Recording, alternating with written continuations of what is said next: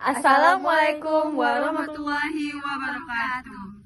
Halo guys, kami dari kelompok 3. Kami akan menjelaskan materi tentang manajemen kearsipan. Stay tuned. Hai, saya Anissa Trimutmaina dengan NIM 123150097. Saya Kade Karisma Prastiti dengan NIM 1231563. Saya Nadia Alita dengan NIM 123150022. Pertama-tama saya akan menjelaskan pengertian dari arsip. Arsip adalah catatan atau rekaman kegiatan atau sumber informasi yang dibuat atau diterima oleh lembaga, organisasi atau perseorangan dalam berbagai bentuk seperti surat akta, buku, hingga media digital yang memiliki nilai historis, yuridis, dan administrasi. Selanjutnya, arsip dibagi menjadi 3, yaitu arsip dinamis, arsip aktif, dan arsip inaktif. Berdasarkan bentuk arsip tekstual, arsip yang berupa dokumen tertulis seperti surat, laporan, buku, dan sebagainya. Arsip non-tekstual, arsip yang tidak berupa teks seperti film, video, audio, foto, dan peta. Arsip yang merupakan dokumen utama yang langsung dibuat dan memiliki tanda bukti autentikasi. Arsip salinan, arsip yang dibuat dengan tujuan menyalin arsip asli. Dan selanjutnya arsip tembusan, arsip yang dibuat bersamaan dengan arsip asli. Berdasarkan bentuk, arsip juga terbagi menjadi 2, yaitu arsip tekstual dan non-tekstual. Siklus hidup arsip. Siklus hidup arsip adalah proses yang mencakup seluruh tahapan dari pembuatan arsip sehingga pemusnahannya termasuk penggunaan, pemeliharaan, dan penyimpanan. Siklus ini dibagi menjadi beberapa fase, yaitu yang pertama, penciptaan. Arsip dibuat dalam bentuk dokumen, catatan, atau rekaman yang biasa dibuat oleh individu atau organisasi. Dan yang kedua, distribusi. Arsip disalurkan dari pembuat ke pengguna atau pihak lain yang membutuhkan. Yang ketiga, penggunaan arsip digunakan untuk berbagai keperluan seperti pengambilan keputusan, bukti sah, atau referensi. Yang keempat, pemeliharaan. Arsip dipelihara agar tetap aman dan mudah diakses. Dan yang kelima, penyusutan. Arsip yang sudah tidak memiliki nilai atau nilai hukum lagi dapat dimusnahkan dengan cara yang aman dan sesuai dengan regulasi. Kemudian ada sistem klasifikasi arsip. Klasifikasi adalah metode untuk mengatur dan mengelompokkan arsip berdasarkan kategori atau kriteria tertentu. Berikut beberapa jenis sistem klasifikasi arsip. Yang pertama, ada sistem abjad. Yang kedua, sistem kronologis. Yang ketiga, sistem subjek. Yang keempat, sistem numerik. Dan yang terakhir ada sistem alfanumerik. Kemudian ada manfaat klasifikasi arsip. Yang pertama, untuk memudahkan penataan arsip. Yang kedua, mempermudah pemberkasan dan penomoran arsip. Yang ketiga, meningkatkan keamanan arsip.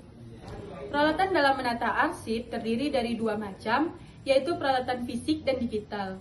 Peralatan fisik ada 4, seperti folder, map, box arsip, dan rak arsip. Selanjutnya peralatan digital, yang terdiri dari 3, perangkat lunak pengelolaan arsip, database, dan cloud storage. Selanjutnya, tujuan, gejala kurang efektif dan efisien suatu arsip, dan sifat sistem arsip. Yang pertama, tujuan.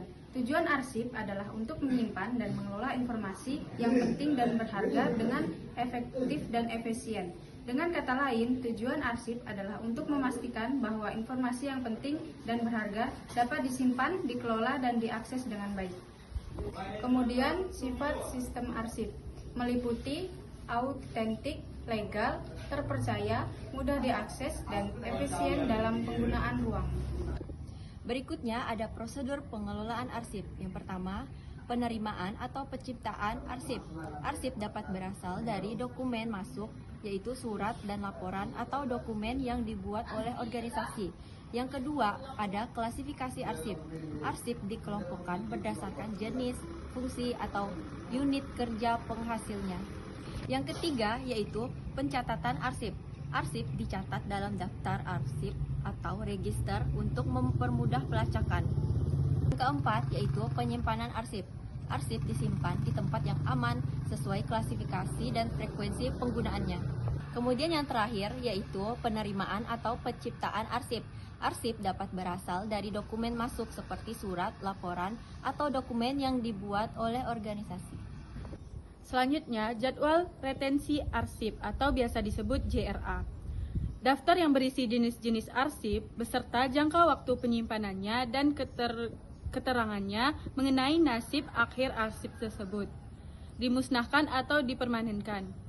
JRA biasanya disusun berdasarkan peraturan yang berlaku dan jenis instansi, misalnya seperti perintahan, pendidikan, kesehatan, dan lainnya.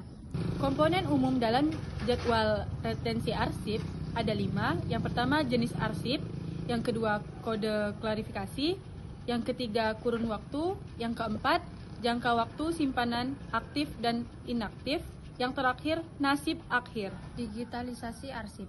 Digitalisasi arsip adalah proses mengubah arsip fisik seperti dokumen, kertas, foto, atau rekaman audio menjadi format digital agar lebih mudah disimpan, diakses, dan dikelola. Proses ini penting dalam menjaga keutuhan informasi jangka panjang dan mempercepat pencarian data. Tujuan digitalisasi arsip. Yang pertama, pelestarian untuk mencegah kerusakan arsip fisik akibat usia atau bencana.